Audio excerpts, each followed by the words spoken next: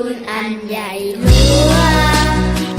พระคุณแม่ล้นฟ้ามหาสมุทรพระคุณแม่สูงสุดมหาศาลพระคุณแม่เลิศล้ำสุดทาลทานใครจะปานแม่ฉันนั้นไม่มีเนื่องในเดือนสิงหาคมนี้เป็นเดือนวันแม่แห่งชาติเคทีไทยขอจัดโปรพิเศษสำหรับคนรักแม่กับผลิตภัณฑ์เคน่าพัดค่ะผลิตภัณฑ์สำหรับผู้หญิงโดยเฉพาะและผลิตภัณฑ์สมุนไพรเคทีนิวพัดสำหรับผู้ที่ต้องการลดน้ำหนักค่ะซื้อวันนี้2กล่องเพียง 1,000 บาทเท่านั้นจะซื้อเคน่าพัด2กล่องหรือเคทีนิวพัด2กล่องก็เพียง 1,000 บาทค่ะหรือจะซื้อแยกกันเคน่าพัด1กล่องเคทีนิวพัด1กล่องก็เพียง 1,000 บาทค่ะตั้งแต่วันนี้ถึง